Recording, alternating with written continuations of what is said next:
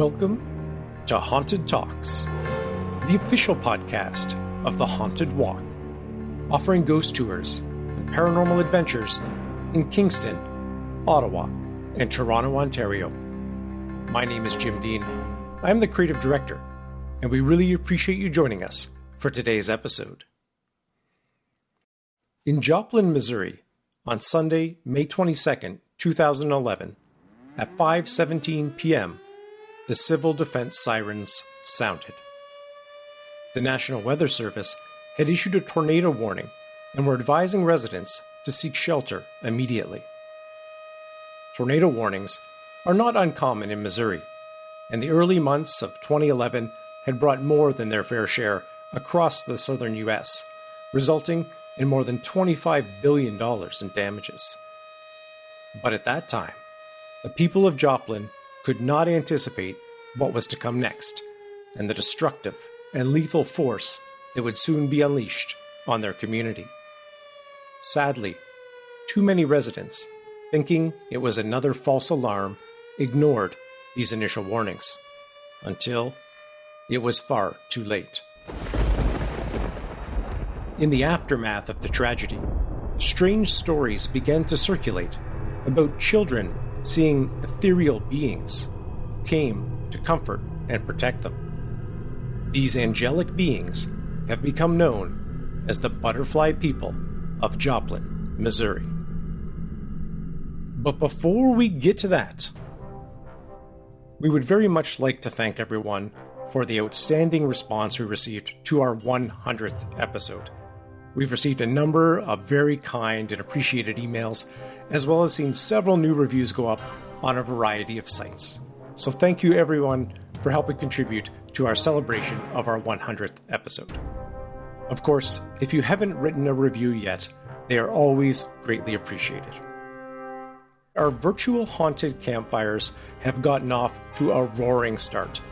We've had close to 500 households attend our first 2 campfires, and there is another one coming up this Saturday, March 6th, which will be focused on Fort Langley, British Columbia. I've had a sneak peek at some of the stories our guest storyteller will be sharing, and oh my, we are in for a treat.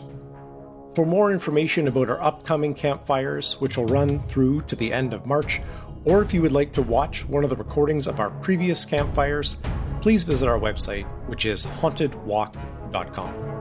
On the site, you'll also find information about our Haunting at Home, which is our online guided audio experience by yours truly, which you can do right in the comfort of your own home. And be sure to follow us on Facebook, Instagram, and Twitter, all 3 at Haunted Walk.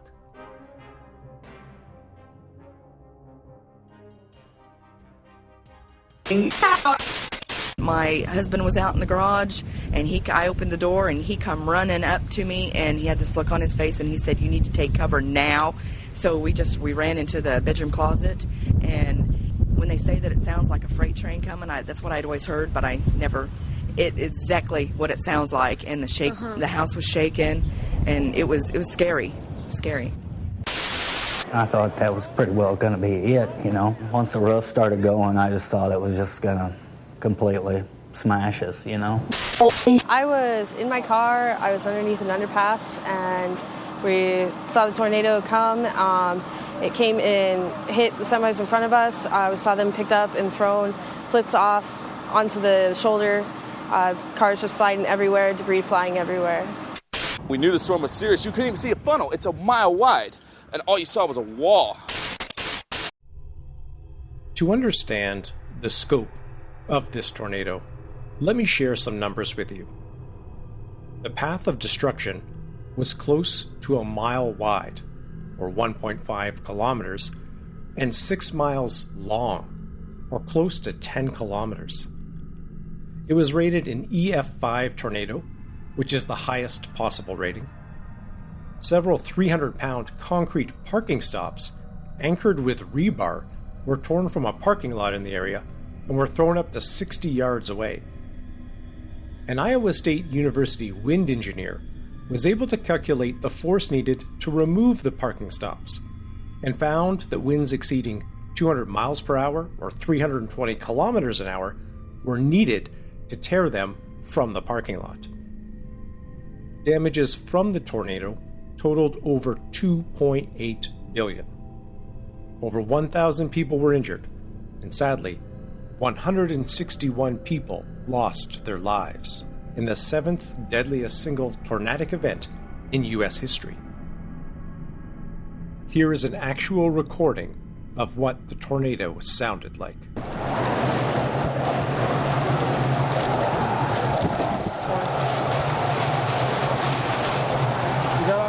Oh, I got lightning.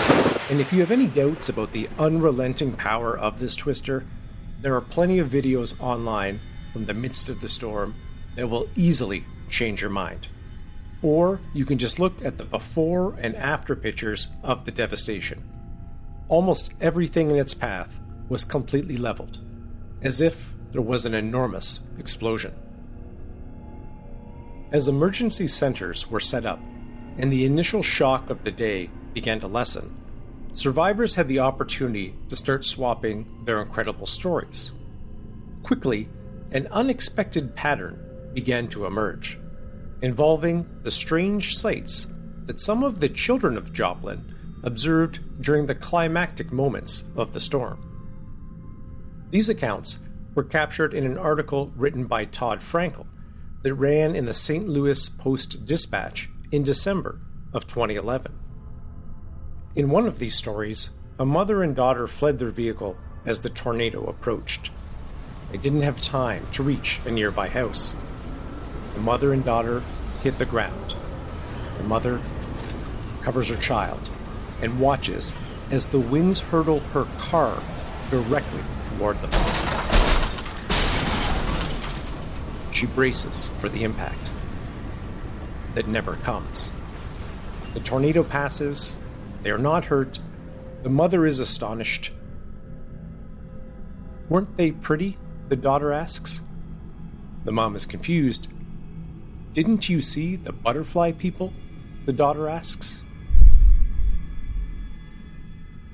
Another story involves a father or grandfather of 2 young boys. They are also trapped outside during the tornado. In most tellings, the winds are so strong that the soles of the father's shoes are ripped off, but no one is hurt. And again, it is the young boys who describe what they saw as butterfly people hovering above them, offering protection. These 2 stories widely circulated in the community, which was desperate for good news. So much so that there are slight variations in some of the tellings, and even uncertainty at this point about who were the actual people involved. But it didn't stop there. The stories of butterfly people reached school therapists. Nearly half of all the students at that time did have some contact with the Joplin Child Traumatic Treatment Center, set up in the city schools after the tornado. Dwanella Robinson, the clinical director, said 2 therapists heard stories directly from children who said they saw butterfly people.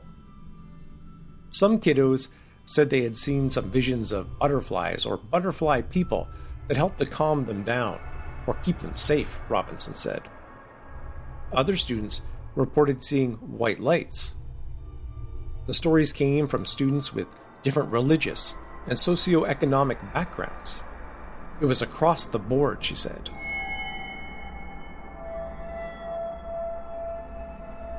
Clay and Melissa Morgan and their 4 children, along with Clay's mother, had their own unique experience.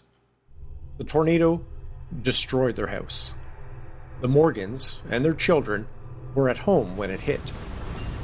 Melissa Morgan huddled in the central hallway with Zoe 12, Emma 8, Eli 5, and Luke 4. Clay Morgan held the mattress above them when they heard the windows start to break and the house blew apart. They were thrown outside, riding the mattress like a water slide, 8-year-old Emma said. Everyone was quickly accounted for, except for 5-year-old Eli. "They didn't find me because I was under a carpet for a few minutes," said Eli, as he drew on paper at the kitchen table. He used a red crayon to show what happened, a stick figure lying under a carpet as a tornado shaped like a pizza hovered above them. "You were wrapped up like a burrito," his mom said. "I didn't have any boo-boos," Eli said. He was found 20 feet away, rolled inside a green carpet, his parents said. They didn't know where the rug came from, although Melissa Morgan suspects it belonged to a neighbor. One night, after the tornado, Eli told his parents he saw a man with brown hair when he was inside the carpet. His story was quickly seized on by some people as evidence of something divine. His mom said Eli only mentioned this detail once, and she fears that the young boy may have seen the body of the man who lived next door. "But God was there," Melissa Morgan said. "I felt it, and he saved my baby."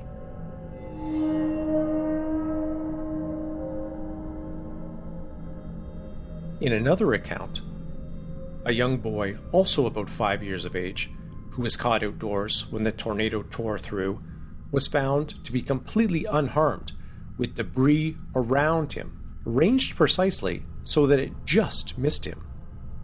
The boy would claim that as the winds roared about him, he had seen 3 glowing figures with butterfly wings walking towards him across the field, and that wherever they stood, the flying debris would bounce off to the side or simply disappear.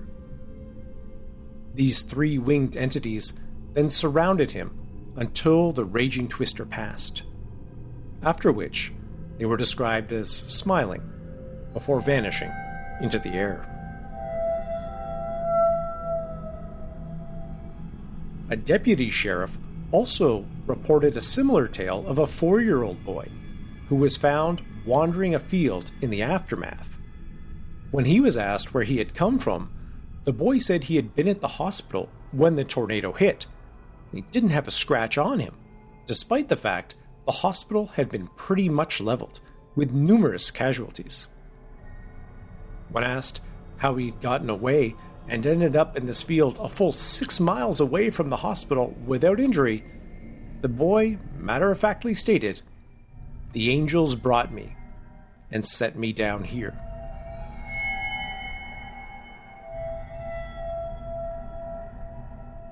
Five years after the tornado, Susan Redden from the Joplin Globe caught up with 2 cousins, Mason and Lage, who had their own incredible survival stories to share.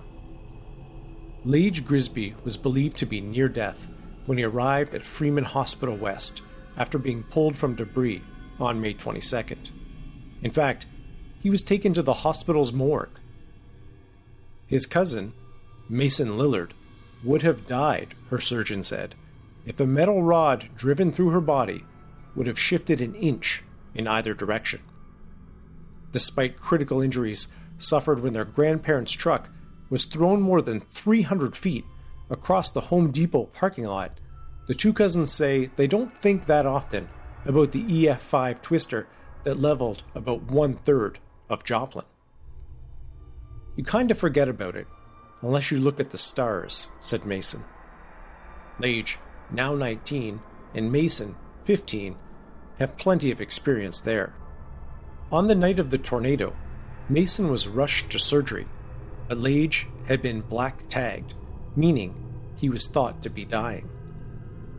That same night, Freeman Hospital West ER nurse Tracy Dye arrived at the hospital after she heard the tornado had hit St. John's Regional Medical Center. She'd considered not going to work because she was watching the storm develop and didn't want to leave her sons. But she did go, a decision that made a life or death impact.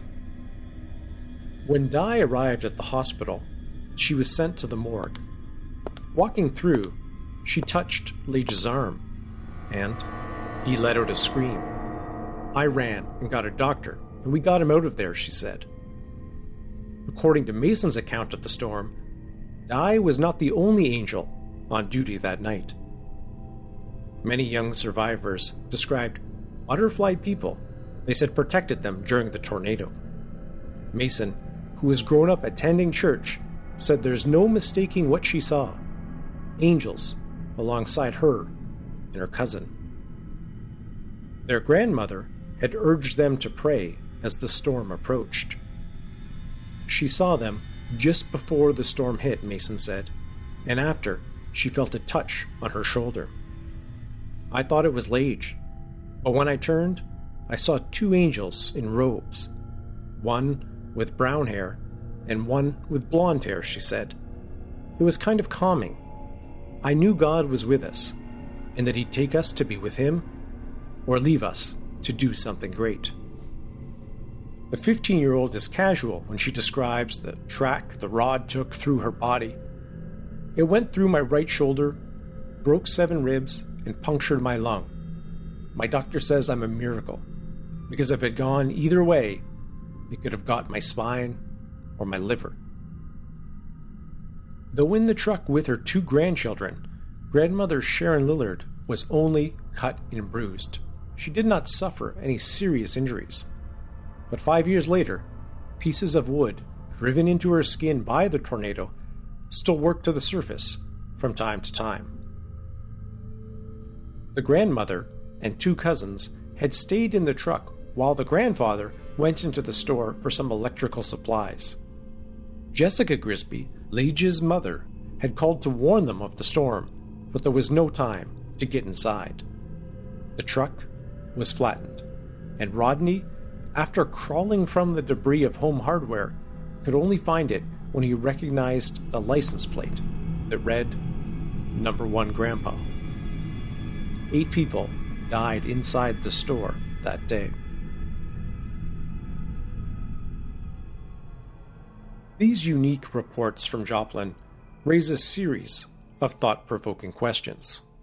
The first, as always, is could there be a non-supernatural explanation for what these children experienced? Judith Cohen, a psychiatrist and medical director at the Center for Trauma Stress in Children and Adolescents at Allegheny General Hospital in Pittsburgh, Pennsylvania, indicates that butterfly people, or angels, are a child's way of handling what happened in the tornado, why some people died and others lived. Children have no control over whether they are caught in a tornado, but they can control the meaning they take or make from it. Children see parents as their protective shields against the world, and the angels are extensions of that, she says. Children want to believe they will be protected, that things happen for good reasons, and that it's not all random or a matter of luck. We can only imagine how mentally traumatic the events of May 22nd, 2011 were for the adults of Joplin. Houses were being torn apart, vehicles were flying through the air, and many thought they were about to die. And sadly, 158 did. For an adult, that is an extremely difficult tragedy to try to make sense of. For a child, it is even more difficult to imagine. I do think we have to be somewhat sympathetic to the idea that these visions may have been a psychological coping mechanism. The Bible Belt, as it's known in the States, is extremely religious, and talk of angels and supernatural intervention would be something that any child who regularly attends church would likely hear. In some ways, it is similar to a common frustration expressed about abduction stories related to UFOs or aliens, which is that survivors often seem to describe the aliens looking almost exactly the same. No doubt you've heard of the famous Greys. Which begs the confounding question about the Greys and the butterfly people from Joplin. Do they all look the same because they are the same things, or same kind of things? Or are the reports so similar because they are being influenced by each other or through a shared environment? I think there are much more interesting questions we can consider. For example, if we set aside the word angel for a moment and just label them entities, Are they really much different than what we typically think of as ghosts or the paranormal? Like ghosts, not everyone seems to be able to see them for reasons we don't quite understand yet, but those who have seen them are very certain about what they saw. As ghost story enthusiasts, we know that while having an encounter with the unexplained can certainly be very frightening, there are many stories of ghosts or the supernatural intervening just in time to save a life. While there are many examples of this, including in past episodes, I recently stumbled across another one which I thought I would share, which took place in New York in 1907 and was published in the Ottawa, Kansas Daily Republic. It's titled, "Wife's Ghost Saved His Life." Apparition appears to New Jersey farmer, utters a warning, and detains him all night. That a whispering warning in the dark by the ghost of his dead wife saved him today from the death by assassination is the belief of Charles Henry Durand, a farmer living in the hills near Caldwell, New Jersey.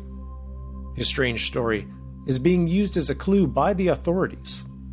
Durand says that late Monday night, as he was driving home from Patterson, his horse stopped in the road and began to tremble. In vain, he urged the animal to proceed, but it would not budge. Suddenly, the air grew oppressive, and a faint light, like distant heat lightning, appeared. Then gradually, amid the dim flashes, a white figure assumed a vague form beside his wagon. Durand himself commenced to shake. He tried to get out of the buggy, but his limbs refused to obey his will. After an interval, the apparition in white spoke in a whispering voice. He recognized, in fear and trembling, the voice of his dead wife.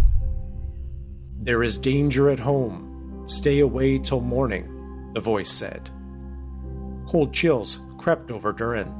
Scarcely had the supernatural warning been uttered when the ghost vanished. It took the farmer some time to recover his nerve, and then he found the horse would not take a step forward. He took off the harness, and after 2 hours' work, brought the animal out of his chill and slowly proceeded homeward. Though badly scared, he did not put much faith in the warning that had been whispered to him in such an uncanny way. So long had Durand been delayed by his adventure that it was daylight by the time he reached his farmhouse, which is in a lonely location. Putting the horse in the stable, Durand entered the dwelling.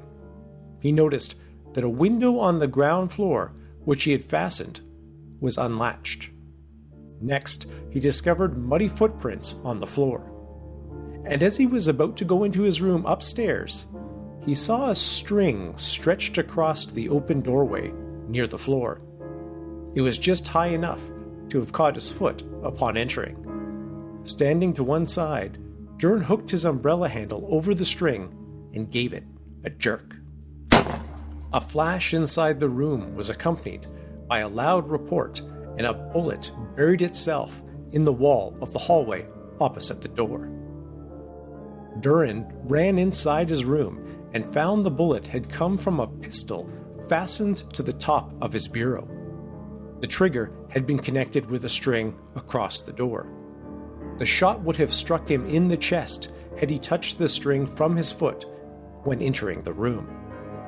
Durand, who moved here from the West 5 years ago, says someone, whose name he will not divulge, evidently had lain in wait for him all night at his home, and would have killed him, but for the warning from his dead wife's spirit.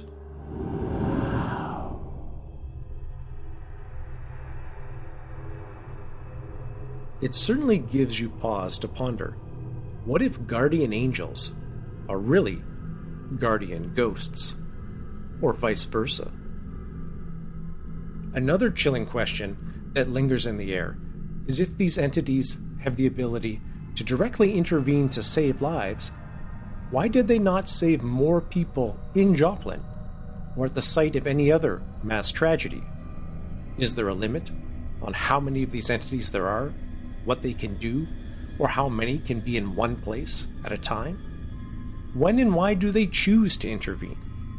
In some ways, it is a variation of the religious quandary: how can an all-loving God allow really terrible things to happen to good people? The line between who lives and dies in these kinds of tragic events, and even in our day-to-day lives, can seem awful arbitrary at best. Of course, a religious person could easily answer that question by saying that we are looking at things backwards, and we should not be asking, why did anyone have to die? But rather, how many lives were miraculously saved from one of nature's most fierce, powerful, and unforgiving creations? Regardless of what our personal thoughts might be, I think we can all agree that if we ever face something like the Joplin tornado threatening to rip a hole in our lives, that something or someone will rush in to help.